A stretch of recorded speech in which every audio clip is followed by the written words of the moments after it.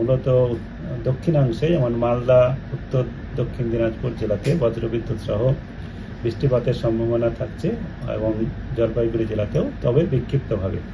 উত্তরবঙ্গে যেটা বৃষ্টিপাতের বেশি পরিমাণ হওয়ার সম্ভাবনা রয়েছে সেটা 30-31 মধ্যে, মানে 30 থেকে 1 তারিখ সকালের মধ্যে। 30 তারিখে আমাদের মালদা, উত্তর দক্ষিণ দিনাজপুর, জলপাইগুড়ি, কালিম্পং, দার্জিলিং জেলাতে ভারী বৃষ্টিপাতের সতর্কতা দেওয়া হয়েছে।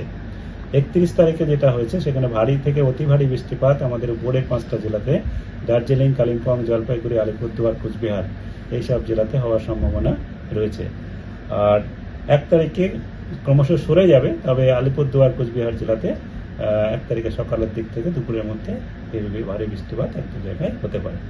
এই হচ্ছে আমাদের উত্তরবঙ্গে। 2 তারিখ থেকে উত্তরবঙ্গেও আবহাওয়া উন্নতি হবে।